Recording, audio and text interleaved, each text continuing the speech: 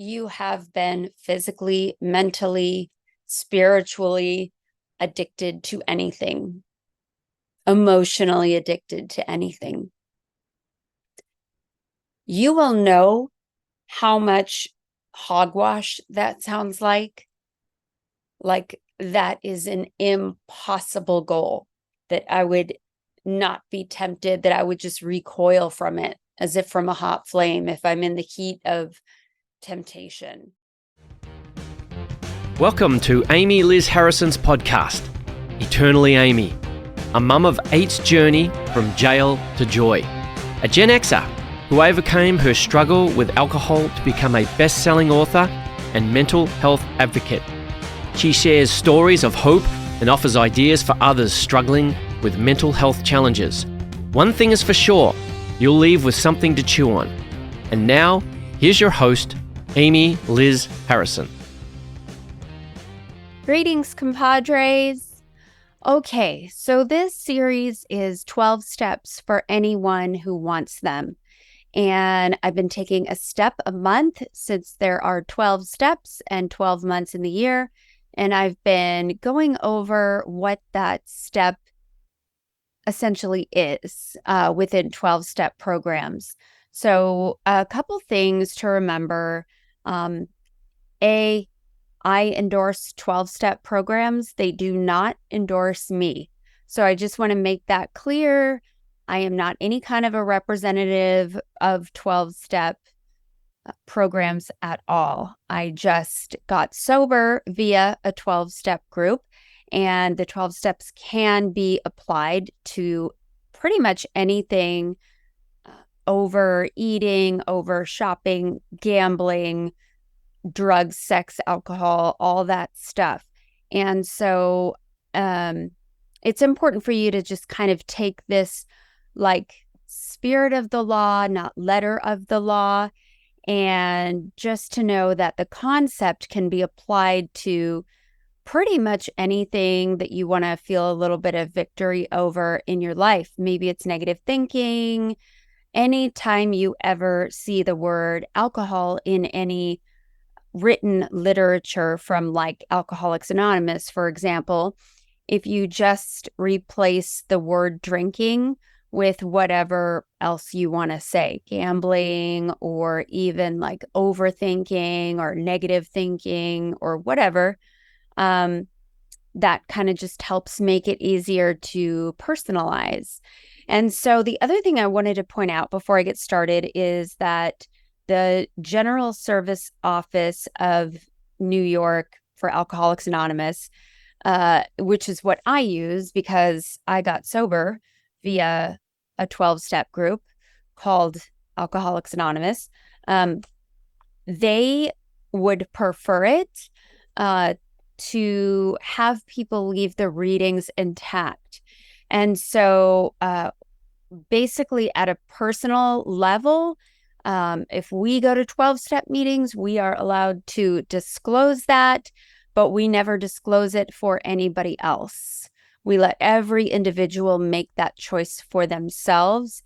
And the only reason I mention the name Alcoholics Anonymous is simply because I need to specify that that's the book that I read out of, because you need to know where, it's kind of like giving a bibliography, kind of need to know the source from which I am taking the readings, and the readings need to be left intact.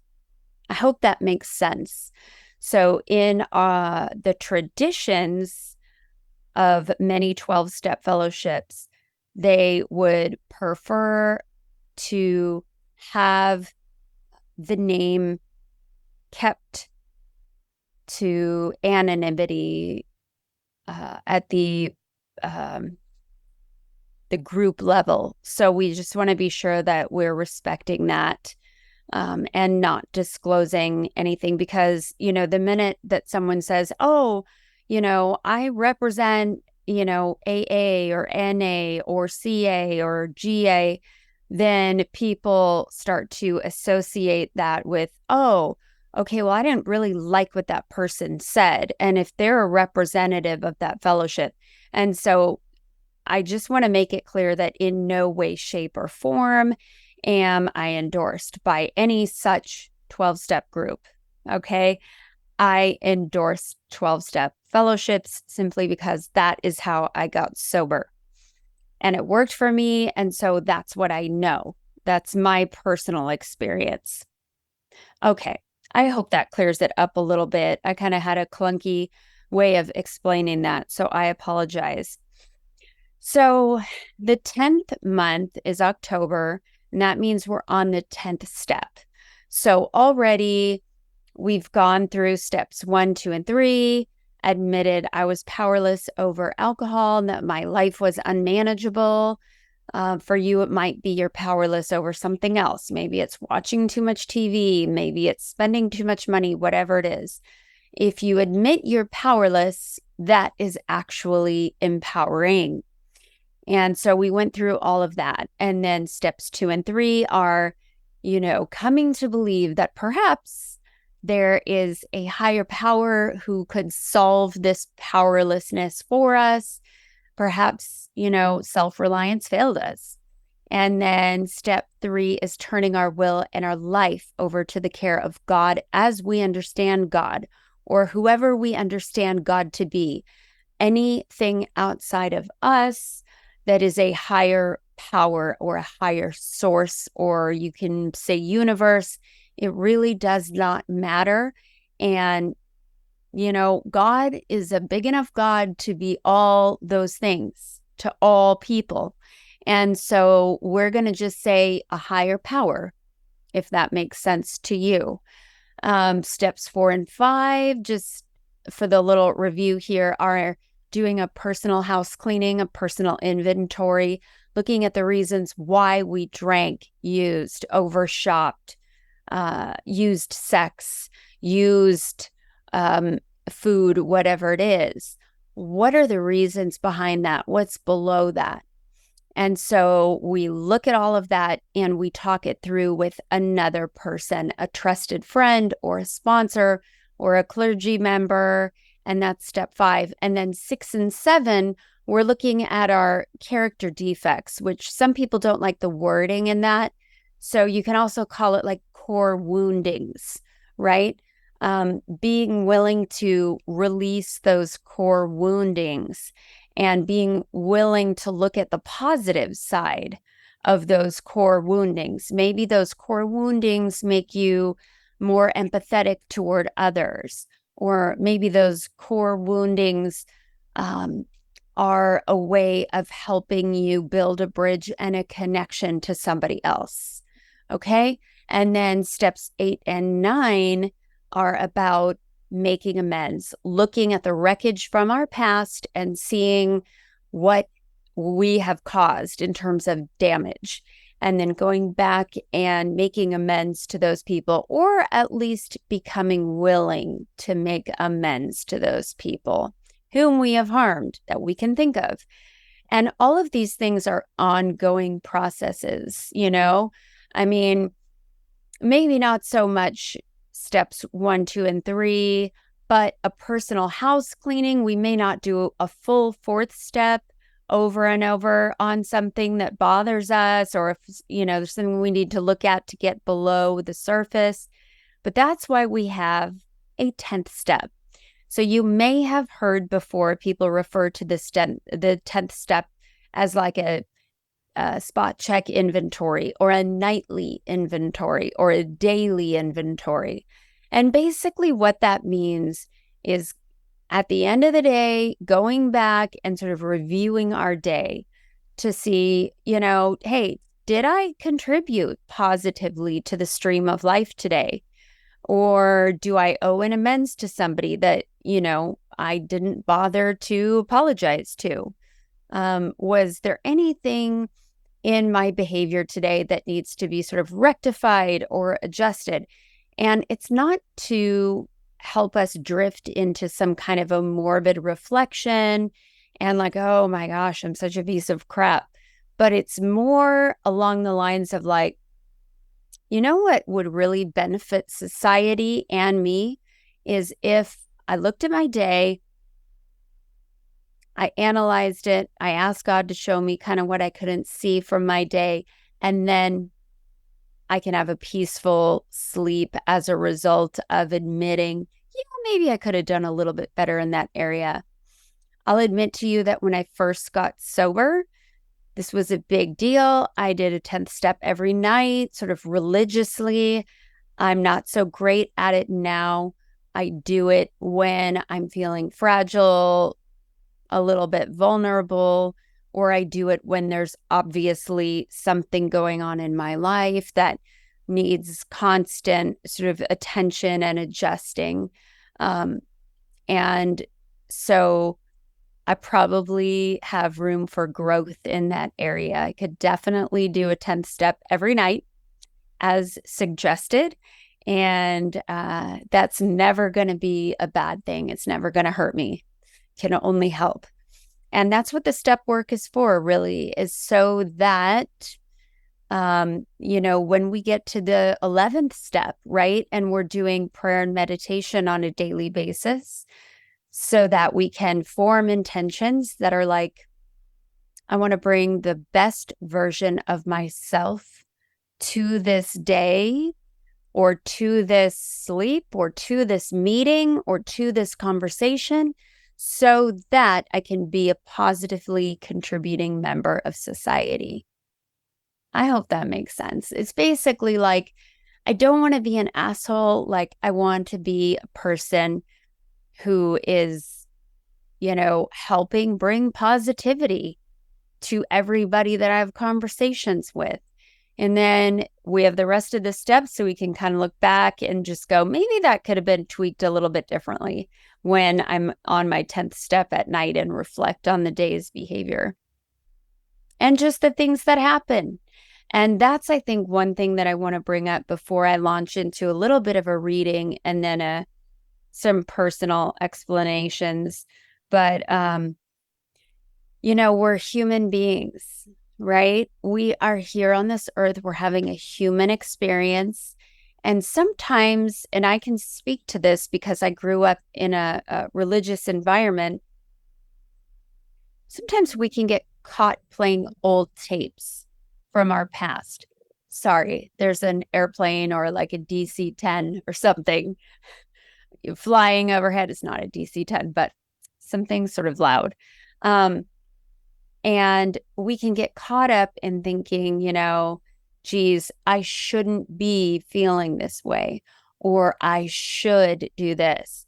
And I just want to encourage you that, those old tapes that play from our past experiences with churches or with religion, those can be really damaging.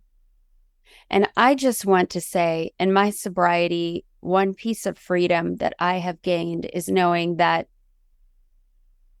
God or the universe or your higher power, however you want to say a power outside of yourself, is not really concerned with that. That God, that higher power, that universe is far bigger than a list of do's and don'ts, right and wrong. I've been made individually in the image of myself and God, and the divine lives in me because I was created by a power outside of myself. And that's the beauty of the whole thing. There's nothing I can do to screw it up, right? I'm just going to try to be the kind of person who I can live with every day. And that person is not a drinker. I'll tell you that much. You do not ever see the best side of Amy when you add alcohol. That's a fact. Okay, so we're going to start on page 88. Okay, so we have just done the 9th step. We've talked about the 9th step promises in the book at this point. And so now we're at step 10, which suggests that we continue to take personal inventory and continue to set right any new mistakes as we go along. So this should not be like a big deal. It's not like every night you're like, oh my gosh, I'm the worst ever. Nope, it's little tiny corrections. I don't sail. I'm not like a sailing person per se, but from what I understand about a sailboat is it's just little tiny adjustments, and that's more like what we're talking about. So I just want to be clear to say that there is no shame involved in this program of the 12 steps. There shouldn't be any shame there. Shouldn't. Now I just said a word I shouldn't be saying, which is shouldn't. It's been my experience that, shame doesn't have a positive place in my life anymore. Okay. We vigorously commenced this way of living as we cleaned up the past. We have entered the world of the spirit. Our next function is to grow in understanding and effectiveness. This is not an overnight matter. It should continue for our lifetime. Continue to watch for selfishness, dishonesty, resentment, and fear. When these crop up, we ask God at once to remove them. We discuss them with someone immediately and make amends quickly if we have harmed anyone. Then we resolutely turn our thoughts to someone we can help. Love and tolerance of others is our code. It says selfishness, dishonesty, resentment, and fear. When these crop up, not if they happen to crop up, because this is like a lifetime job. So steps 10, 11, and 12 are referred to sometimes as the maintenance steps. And so these are the steps that you that's why it's called a spot check inventory.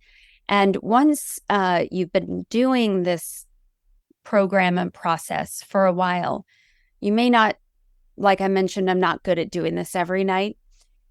You kind of don't have to, because what happens is this becomes so ingrained in the way you live your daily life, or at least for me, I can feel it. I can feel it when something is askew that needs to be adjusted. And I'm usually pretty good at just quickly doing that so that I don't have to get to the point where I need to make an amends. It's just a little quick adjustment, and I feel it in my gut. I feel it in my intuition, right? Like, that doesn't feel quite right. I'm going to go apologize for that immediately. So I don't overanalyze it. I don't think, oh my gosh, I'm a piece of crap. And I just do it. It's almost like knee jerk for me, usually. And so that's kind of what happens as you really begin to get in the flow of these steps. And so these will crop up: selfishness, dishonesty, resentment, and fear.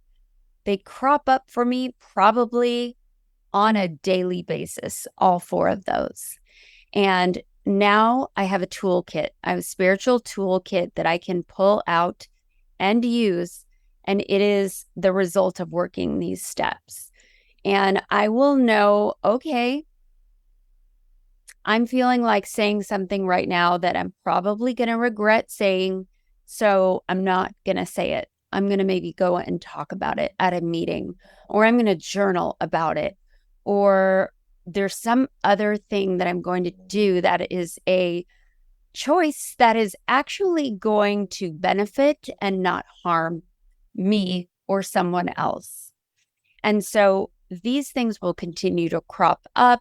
We will continue to use our spiritual toolkit to address this selfishness, dishonesty, resentment, and fear. Okay, bottom of 84. These are the 10th step promises. It says, and we have ceased fighting anything or anyone. We've just ceased fighting, meaning we're not going to fight it. We're going to just let it be what it is. Does that mean we're going to get walked on and all of that? I know I'll get questions about that unless I clarify. Nope, we're not doormats, but we're also in acceptance, which is a whole big topic, but we are accepting of what comes our way and we deal with it. And we deal with it in the best way that we know how. So we're not just going to sort of let life, steamroll over us and never say anything. That's not what this is saying. But we just cease fighting. We quit fighting when the river is flowing a direction. We don't think we have the power to completely turn that around and make the river flow the opposite way. Okay.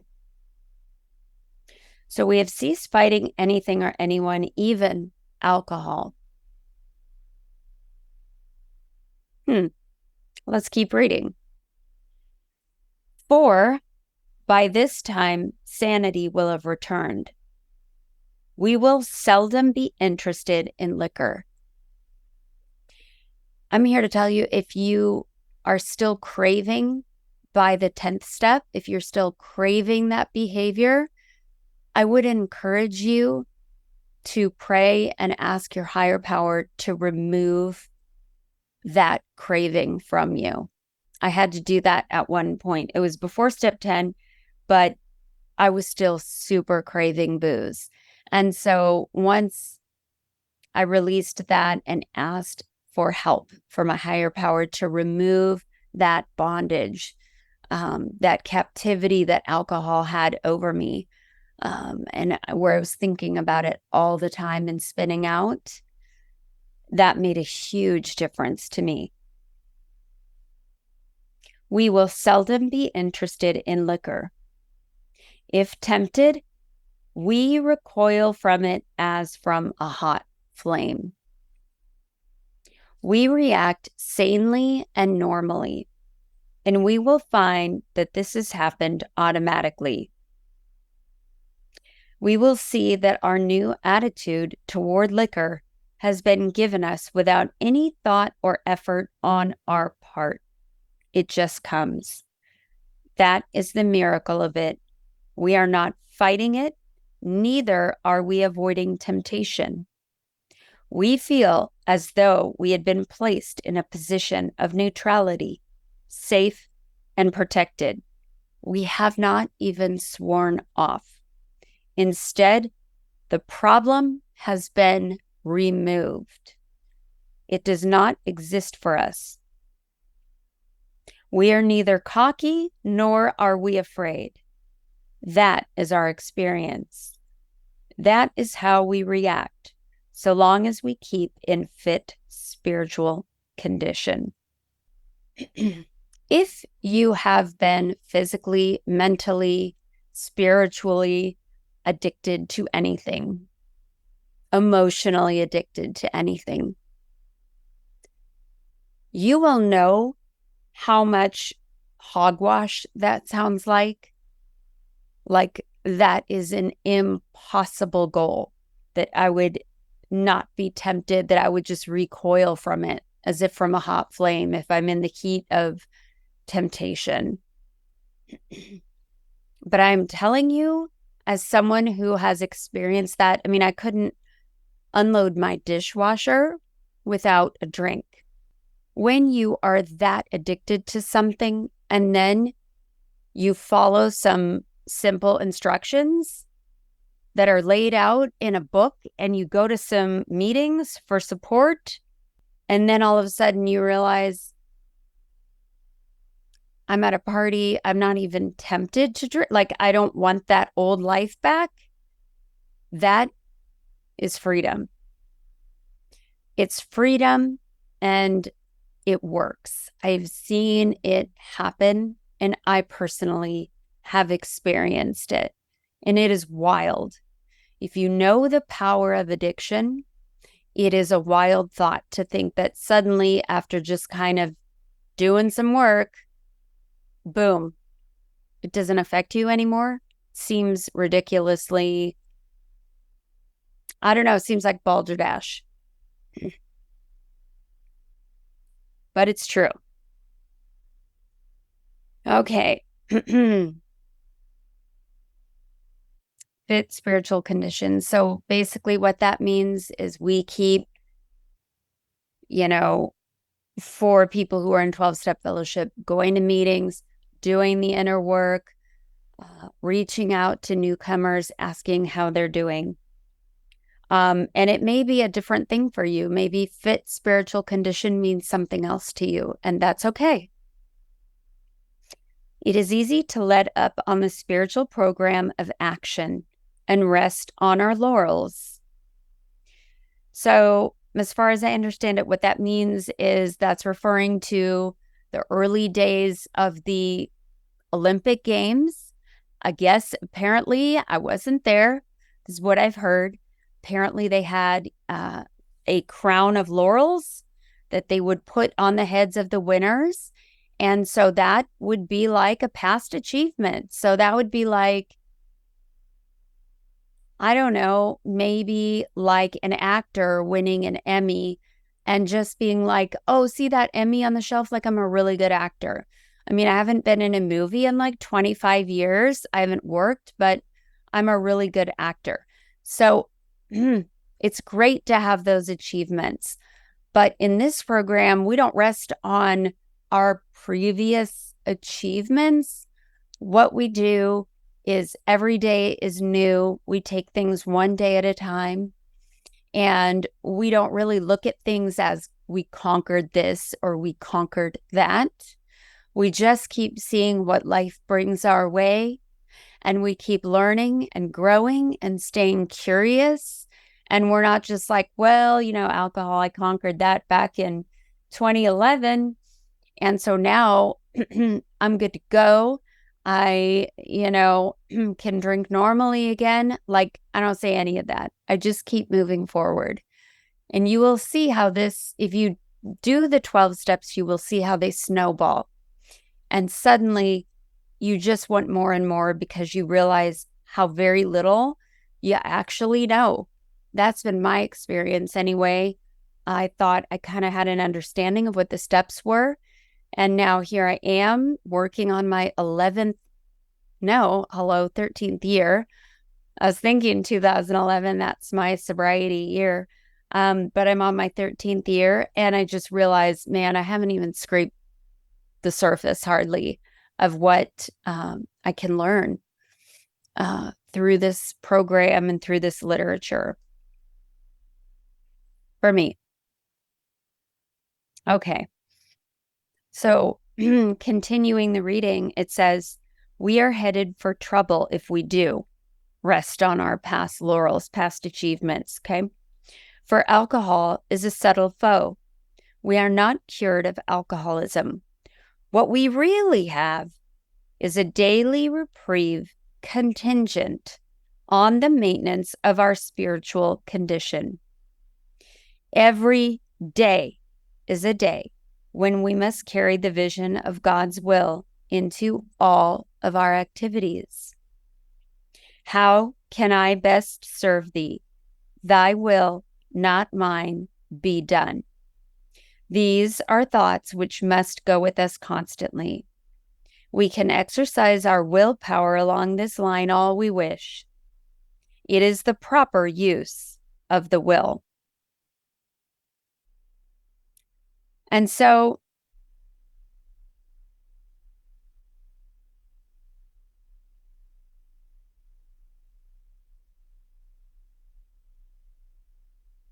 I have to treat my alcoholism every day. And what's crazy is I want to. I don't have cravings anymore. I haven't had cravings for years and years. But I am tempted sometimes to insert my will into somebody else's life, particularly my kids. I qualify for another 12-step program, which is all about people who have issues with control. And so in that way, That's another thing that I need to treat every single day. But my alcoholism will tell me, that I deserve a medal for running out of a burning building. And I just want recognition. I want a pat on the back. There are all kinds of things, and they're not like wrong things, okay? But they are things that sometimes prevent me from being the best of myself and the best way that I can serve others. If I'm like constantly looking for somebody to notice, that I did something and I should be responsible, then I'm not focused on the right stuff. Like I'm being a taker and not a giver. And the whole 12-step fellowship thing is we move from being a taker to a giver. The opposite of addiction is connection. And so I'm only really able to make those authentic connections when I'm in a position where I'm in fit spiritual condition, where I can get outside of myself and my problem, where I can turn those things over, where I can go to an appropriate place to talk about those things, like a meeting or like my therapist, and I can journal about them. I can get those things out and therefore be of the greatest maximum service to my fellow human beings. And that's really my goal, right? That is my goal, is to come alongside somebody else, grab their hand in mine, and just walk forward shoulder to shoulder. Because, again, it's the Rumi, we're all just walking each other home. That is what we're doing here on this planet. We're not here to judge each other, shame each other. We're not here to say why our journey is better than somebody else's journey. We are here to be among fellow men and women and people of all people groups, genders, sexualities. And we are here to just go, you're not alone. You're not alone.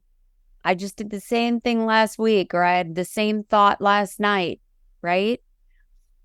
That's the thing. We don't want each other to, be burdened with these thoughts and feelings and feel like we're separate from each other when we're not, when really we're connected, but we forget that because we put on these masks and these costumes that sort of protect us from, oh, well, what if that person thinks I'm weird? I better put on this costume that looks more like what they're used to seeing. Or I don't want anyone talking to me, so I'm going to put this costume on.